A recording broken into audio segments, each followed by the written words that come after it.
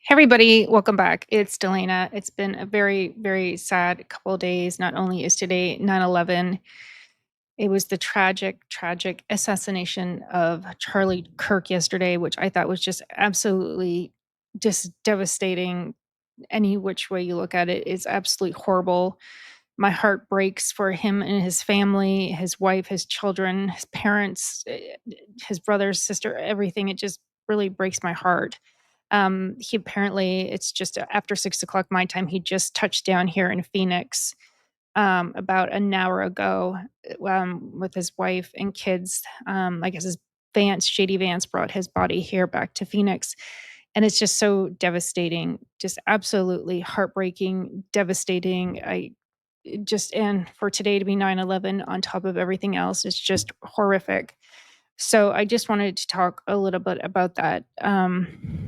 I have my thoughts, and it kind of goes against the grain of some people, but not everybody. I think a lot of people clued into what's going on. Just through all the research that I've been doing over the last couple months, I keep saying this over and over again, but all roads lead back to Israel. And I really truly believe in this case, this is the case. And it was the first thing that I thought when I saw this happen yesterday. There's just no, it's coming down now. I guess they're saying this is the shooter here. They're apparently, allegedly, this is the shooter here, but even if it is. But I just, they're saying he's a transgender. This is where he shot from. Which even when this happened, I saw the crowd and I was like, whoever did this, they are an experienced marksman or a sniper. There's just no one that could shoot down through that crowd and hit with such precision as they did with him. It was just unbelievable that he could pass all those people and hit him so precisely. The whole thing is just devastating, just absolutely devastating. So apparently on the bullets, it had some words about transgenderism and things like that. So what I think it is, it's a bunch of smoke and mirrors is what I think it is. They want you to think about, oh, it's all this transgender, it's the left, it's this, it's not that. It's not that at all. I don't believe so. In my gut, that's what my gut is telling me. Like I said, from all the research I've been doing over the months, I really truly I think it's a smoke and mirror. I think that's what they want a bomb to go off over there, so you focus on what's going on over there, so you don't really see what's really going on right in front of you. That's what I think is happening. Those are the bullets, some of the, I guess, the shell casings. The whole thing's just devastating. But what I find interesting here, this this is what's obviously started off a lot of the shitstorm going forward. But Trump, if you look at the time here, 3:02.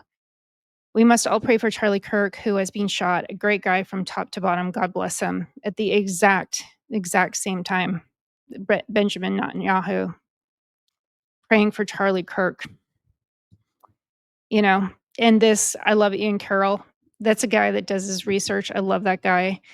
He said yesterday was a turning point for Israel US relations. Less than 24 hours, and the internet already figured out who the most likely culprit was. He was their friend. He basically dedicated his life to them and then murdered him in front of his family. Israel just shot themselves. Yeah. That it was exact the first thing that came to my mind is that he just was circling too close to the sun. He really was. And this is another point, this again from the internet. He used to be an Israel loyalist. He feared Israel would kill him. He started mildly criticizing Israel. He said Epstein was a Mossad. He let anti-Zionists speak at his events. Zionist media started attacking him. Someone shot his jugular 200 yards away. Netanyahu tweets within minutes. Patsy gets arrested and acts guilty. Assassin escapes without a trace. Netanyahu tweets longer message. Yeah, and that's the truth. We're never gonna hear the truth of what happened. I really, truly don't believe that. And then literally, this plane takes off, a private jet flies out of Utah under the radar. So a private jet flies in and flies out right after the shots, and it says here, "This aircraft is not available for public tracking per request of the owner operator." Yeah, that just happens to fly out of the closest Utah airport, a private jet, around the same time, and then just happens to go off the radar, which I thought was very, very interesting. Yeah. I also found this quote. Actually, I'll come back to that. I'm gonna come back to that one. But here's this is a video that came out literally. This was his last interview with Ben Shapiro, which came out 48 hours before this happened. Have a Thing a listen. friend sent to me, interestingly, which is okay, Charlie, we've pushed back against the media on COVID, on lockdowns, on Ukraine, on the border, on so like maybe we should also ask a question: is the media totally presenting the truth when it comes to Israel? Just a question, that maybe we shouldn't believe everything the media says, because I know I've been conditioned to ask a lot more critical questions over the last couple of years. So Ben, some people would accuse Israel of wanting to ethnically cleanse.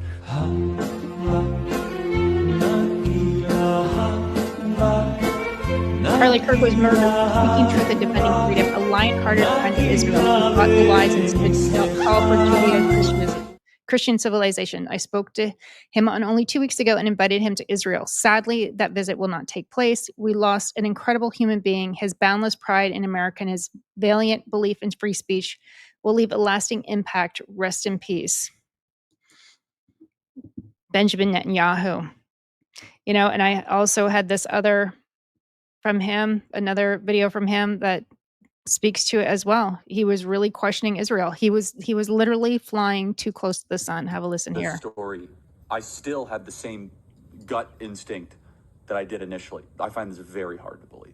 I've been to that Gaza border. You cannot go 10 feet without running into a 19-year-old with an AR-15 or an automatic machine gun that's an IDF soldier, right? The whole country is surveilled. And so let me just kind of go through this. We don't talk about Israeli politics very often, and most Americans don't know this. The last 9 months, Israel was on the brink of civil war. It's not an exaggeration. This judicial stuff, there were hundreds of thousands of Israelis taking to the streets because Bibi Netanyahu is basically redefining the Israeli constitution. That's not an exaggeration, right? He said the judicial branch has too much power.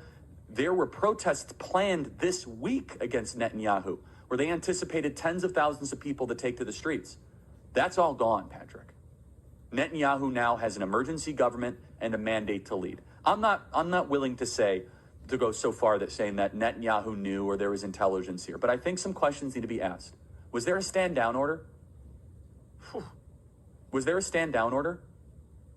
6 hours? I don't believe it. Israel's the size of New Jersey. When I took a helicopter ride from Jerusalem to the Gaza border, it's 45 minutes. Wow. 6 hours. They're live streaming the killing of Jews. Did somebody in the government say stand down? That is a legitimate, non-conspiracy question. The whole country is the IDF. The whole country is. Yeah. And you're trying to tell me that they're going to concerts and kibbutzes and schools and by report. Yeah. He was starting to ask questions and they weren't liking it. And that's what I keep coming back to. He was just flying way, way too close to the sun. And he was just asking questions that they did not want to answer. And I also think one of the things about Charlie Kirk as well is that he influences the younger generation. Like I've been saying before, and I'm interested to see because my boys are 18 to 21, because I feel like they're the future. That's where it's going. It's hard to change a base. Like if you're that young, like 18 to 21, like you kind of start your value system at a young age. And then when you're 18, you start voting. I think it's harder to change people's minds later on as they get older. So if you start out as being conservative, it's that's kind of like your ideology. And how do you switch that, going forward? So I really think that Charlie Kirk was really touching that tender age where they become loyal to whatever party. So when he's trying to change that base as to, maybe we should start questioning what Israel's telling us. Maybe it's not exactly what we're all seeing. Maybe there's something going on behind the veil. And I think that if he lost the Israel lost that base, they're pretty much fucked, So and it's hard to get those kids back. Like I said, 18 to 25, 26, they're getting hardwired like ideology, their perception of the world is all being kind of hammered down at that age. And I think it's harder to change once they get that ingrained into their system. So I think that's just such a tender age. And I think that's why I'm always so fascinated to hear like kind of what's going through my boy's mind and who are they listening to. Before it was Andrew Tate. And now it has been Charlie Kirk. They love Charlie Kirk. They watch all those videos of them talking at the universities and stuff. They love him. It was actually one of my boys that called me and he's like, "Mom, you wouldn't believe what happened." And he was crying. And he's 21 years old. You know, I'm devastated. How can this happen? And it's just, and I really think that not only was he asking questions, he had such an influence over that younger generation. And he has such credibility. It might cause other people to start asking questions. You know, he was on, I've got this video here with him and Megyn Kelly, again, asking the questions that they don't want asked. Have a listen here. I have less ability sometimes online to criticize the Israeli government without backlash than actual Israelis do. It's been almost so as if unfair. you, they were coming after you after a turning point for, among other things, that you had Dave Smith there. Dave Smith is allowed to criticize Israel. You had both sides. The Israeli side was overrepresented. No, you're not allowed to. It's even worse than that. Like, I host a person that I moderate the debate of, mind you, right? And I give equal time to Josh Hammer, equal time to a pro-Israel advocate. And my moral character is being put into question. And so I think it's a hyper paranoid, like we're just going to try to, we're going to just stamp out everything type of practice. It's there's some rule, you can't go there when it comes to Israel. Well, you and I believe that we're Americans and Americans first, period. End of story. We are citizens of this nation, okay? That's and right. Israel, we have funded, we have supported, not like we're going to, but we're like, honestly, the way you are treating me is so repulsive. I have text messages, Megyn, calling me an anti-Semite, but my moral character is now being put into question, Megyn. Not my decisions, not like, hey, are you doing this? Is it smart or is it dumb? But no, I am a bad person if I do this. And I could go, I mean, you saw it, Megyn, it was trending on Twitter, thousands of tweets and text messages. It's offensive to those of us who have been out there defending them in many instances against critics on our own side. And now you have a couple of comments like, well, what? Again, just starting to ask the questions. And then you have the Megyn Kellys of the world, they're asking questions. Then you have Candace Owens starting to ask questions. And then you have Tucker Carlson starting to ask questions. And I think that it's just starting to bombard. And it's like I said, so unfortunate that he just got caught in these crosshairs. And was it transgenderism? I don't know. I just don't believe it. Like I said, I think it's a smoke and mirrors. You guys focus way over here. So everybody's going to be talking about the whole transgender thing. They're going to be talking about the left. That's all they're going to be talking about. So they really don't focus on what's really going on. And in the last couple months, he's been really, really pinning down. And like I said, I've just been doing the research myself. You can't unsee what you see. You can't just ignore what you're seeing, you know, and again, I will link the videos that I did on Apex and Israel and all that stuff. And, you know, it's true. It's once you see it's right in front of you, you can't go back and unsee it. It's right there in front of you and you can't ignore it. And everybody's cluing into it because you just want to follow what obviously Trump is all pro-Israel and you want to go pro-Israel and you want to think, oh, this bad shit happened to them and we need to be pro-Israel. But you really, like he just said, it was 6 hours, this genocide's going on and the IDF is full. It's like Israel's not a big place. They have an immense intelligence unit. It's just immense especially for the size of the country that it is. How did that go on for so long? Again, asking questions that they don't want answered. And they've always had this, let's play the martyr so everybody feels sorry for us, so everybody backs us. Here's another one of his videos, again, questioning Israel. Have a listen. And Jewish donors, they have a lot of explaining to do, a lot of decoupling to do. because Jewish donors have been the number one funding mechanism of radical, open border, neoliberal, quasi-Marxist policies, cultural institutions, and nonprofits. This is a beast created by secular Jews. And now it's coming for Jews, and they're like, what on earth happened?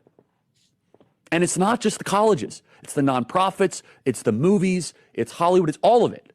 It's like time for you guys to wake up and say no more. Yeah, like I said, he's questioning. So, yeah. So just to go a little bit further down the whole Israeli rabbit hole, have a listen here, have a look here. He wrote this back in 1990 from Benjamin Netanyahu. America is a golden calf, and we will suck it dry, chop it up, and sell it off piece by piece until there's nothing left but the world's biggest welfare state that we create and control. This is what we do to countries that we hate. We destroy them very slowly. Yeah, I thought that was very interesting quote, but that was back in 1990. You know, I also found this other quote, got it straight to the point. Netanyahu wants a world where Israel power is secured, its opponents are weakened, and global powers keep backing him without forcing him to compromise. Nothing more, nothing less. Yeah, it's just it's pretty sad. I'm pretty devastated by the whole thing. Like I said, here in Phoenix, my neighborhood, a lot of neighborhoods here, just American flags up and down the streets. I'm happy he's coming home here to Phoenix, and it's just going to be a very sad next couple of days. I heard really quietly today that, oh, it might be a hoax. And I was like, oh, wouldn't that be wonderful? It was just a hoax, but it's not. It's very devastating. Let me know your thoughts, guys. Do you really think this is a transgender issue, or do you think this was actually this set up by a transgender that could be this complex? I really think if this was just a leftist transgender thing, it wouldn't be as a sophisticated operation. How does a jet come in and out of there, going off the radar, right around the time of this shooting? And then you have the guy, the old man there, go and cover, acting like, oh, it's me, or whatever. And then all of a sudden they're chasing the wrong guy, and the actual shooter gets off the roof, takes off, and runs through a neighborhood, and he just disappears and has nothing to do with the jet that went in and out of there off the radar. I don't know. There's a lot of questions that I think need to be answered, and they're not telling us the truth. And I think that unless people keep talking about it, it's like I heard Megyn Kelly talking today. She's like, you can't silence it. Like, you can keep trying to silence everybody, but at some point, people aren't gonna shut up, and it's just become more apparent and more apparent. I worry about the Candace Owens of the world. I worry about the Tucker Carlsons. I worry, like, they're really smart people that do research, and they're seeing through this bullshit. They really are. I don't know. Are they afraid to talk about it anymore? It's absolutely chilling. Let me know your thoughts. Do you think this was a transgender thing? You think actually a transgender ideologist, wacko, crazy person goes up there onto the roof, gets the shots off, an absolute marksman, sniper, gets the shots off, has it all orchestrated to get the old guy out there, so he's distracted, he takes off. And another point I want to make is those assholes that are out there celebrating this is infuriating. It is such a disgrace to the human just be like, how can you I don't care who the hell you are. I don't care if you're a Marxist or you're a communist or whatever. If you have your points and your values, and you want to talk about your opinion to people, and you want to discuss it and argue about it or debate it, I could give two shits whatever you think that your ideologies of the world are. I'm actually interested. And that's one of the reasons I started this channel. I'm interested to hear what other people have to say. My dad was a borderline communist. My dad was a Marxist. I can still have a conversation. I can disagree. We can agree to disagree. Very intellectual conversations about stuff. I, of course, don't agree with that. However, I understand, and I'm saying that in jest. He actually wasn't that he was left of left, but he wasn't a communist. But I just joke, but that's how far left he was. But I could still have a conversation. We can have conversations with people that believe in communism, or who cares? Who gives a shit what they think? As long as you have your own ideas and your own ideology and you live your own life in an honest way, and you live in a country that follows your values, or whatever state that is, or hey, if you want to live in California and you love that leftist whole lifestyle and you like paying tax out your ass, then hey, go live over there. I don't want to live there. Make your choices. So anyways, guys, it's just very disappointing, because one of the reasons I even talked about this early on when I started this channel is like, I just want to be able to have the conversation. And I've really appreciated all the comments that have come through. It's very interesting. I've learned a lot, and never thought about that. Never thought about it that way. That it's just to open up the conversation. And I really think that's what Charlie Kirk was all about. He was opening up the conversation to the young kids that probably no one was going to go to those young kids within that age group and like sit down and like, hey, let's have a conversation. Let's debate. Let's talk about what you think and let's talk about what I think, and let me prove like whatever my point is better than yours. And that's what a debate is. And he was willing to go out there and have those debates. But that's a very, very tender market. You're creating loyalty at that age. You're creating an ideology that they're probably going to use going forward for the rest of their life. Those are voters for life. So, yeah, very tender age. I think it's absolutely horrific what has happened, even here in the United States. How can this be happening in the year 2025, especially the day before 9/11? All around, it's just devastating. I'm glad he's back here in Phoenix. I'm glad all the American flags are just lining the streets here. And again, please like, subscribe, share. Let me know your thoughts. I'm very genuinely interested. Thanks. I'll talk to you guys soon. Bye.